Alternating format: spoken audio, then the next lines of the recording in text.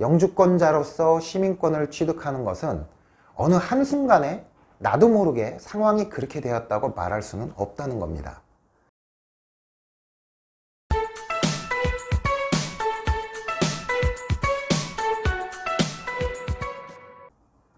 안녕하세요, 윌리입니다. 저희가 이전 시간에 영주권에 관한 이야기를 했죠. 오늘은 미국 시민권에 대해서 이야기를 좀 해보도록 하겠습니다. 사실 시민권은 영주권만큼 큰 변수가 있거나 복잡한 절차는 아닙니다. 왜냐하면 시민권을 신청할 때는 이미 영주권을 받은 상태이고, 영주권을 취득할 때 이미 내 신원이나 세세한 자료들이 다 제출되었기 때문에 오히려 시민권의 절차는 영주권에 비해서 복잡하지 않은 편입니다. 일단 시민권을 신청하려면 영주권자로서 5년 이상 체류를 한 사람들이 신청을 할 수 있습니다. 영주권을 시민권자와의 결혼으로 취득한 경우라면 영주권 취득 후에 3년이라는 시간 후에 신청을 할 수 있습니다. 제가 전 시간에 영주권의 심사 서류나 심사 기간은 어떤 방식으로 신청을 하느냐에 따라서 다르다고 말씀드렸습니다. 하지만 시민권의 경우는 모든 사람들이 동일하게 동일한 절차에 의해서 진행이 됩니다. 시민권의 경우 대략 1년 정도의 시간이 소요됩니다. 이것도 역시 신청서만 내면 바로 나오는 것이 아니고요. 일단 신청서를 자세히 기록해서 제출을 합니다. 거기에는 상세한 나의 기록을 해야 하는 것이고요. 그동안 어떤 불법적인 행위를 저질렀는지, 그리고 언제 외국에 나갔다가 언제 들어왔는지 날짜까지 상세하게 기록도 해야 합니다. 전에 영주권 편에서 말씀드린 것처럼 영주권자로서 해외에서 얼마나 체류를 했는지, 만약에 장기 체류를 했다면 그 사유가 무엇인지 그것에 대한 소명을 요구하기도 합니다. 일단 신청서를 작성해서 적지 않은 돈을 수수료로 내고 접수를 하면 약 2개월에서 4개월 후에 서면으로 지문을 찍으러 오라는 연락이 옵니다.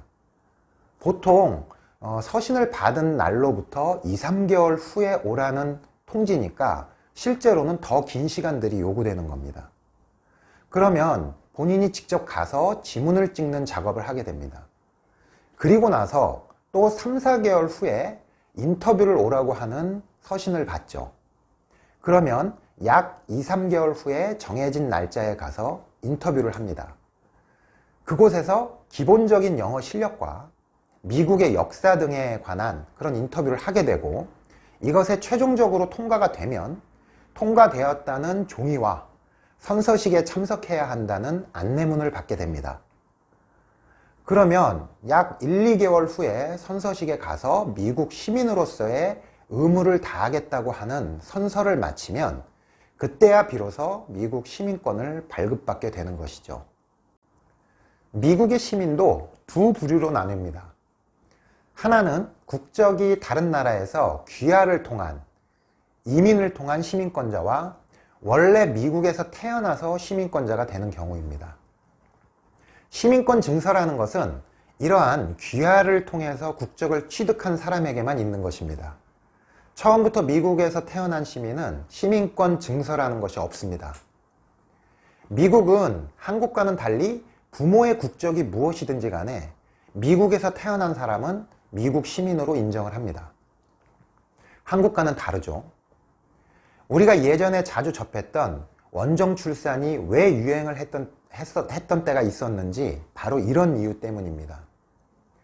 미국에서는 부모가 불법 체류자라고 해도 그곳에서 출산을 하면 그 아이는 미국 시민으로 인정합니다.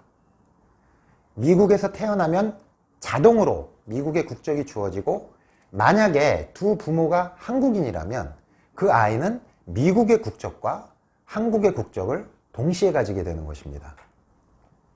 그러면 그 아이가 성인이 되기 전에 한국과 미국의 국적 중에서 선택을 하게 되는 것이죠.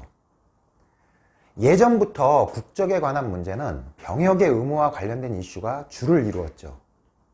만약에 병역의 문제가 없었다면 그러한 원정 출산의 문제나 국적의 이동의 문제가 상당 부분 줄었을 것으로 보입니다. 그만큼 병역의 문제가 민감하기도 하고 또 이러한 현상의 원인으로 작용되었다고 생각이 됩니다. 그리고 국민적 비난의 대상이 되기도 하고 또 오랜 시간 동안 논란이 끊이지 않고 있습니다. 실제로 미국에 많은 영주권자들이 있습니다. 그런데 재미있는 것은 병역의 의무가 없거나 이미 병역을 필한 나이가 조금 있으신 분들, 그리고 여성분들은 영주권 신분으로 몇십 년씩 살아가시는 분들이 많아요. 말씀드린 것처럼 영주권 취득 후에 5년이면 시민권을 취득할 자격이 되는데도 그렇게 하지 않고 사는 사람들이 의외로 많은 것이 사실입니다. 그 이유는 여러 가지가 있을 수 있죠. 진짜 한국의 국적을 가지고 있는 것이 의미가 있다고 생각하는 분들도 있을 거고요. 제가 접한 많은 경우는 미국의 의료보험이 너무나 열악하기 때문에 그럴 수도 있을 겁니다. 미국의 의료보험에 대해서는 제가 따로 언급하도록 할게요. 또는 굳이 미국의 국적을 얻지 않아도 미국에서 사는데 불편함이 없기도 하고 한국 국민으로서의 권리를 잃고 싶지 않은 그런 경향도 존재할 겁니다. 그런데 병역의 의무를 아직 이행하지 않은 어린 사람들은 거의 요건이 갖춰지면 바로 시민권을 취득합니다.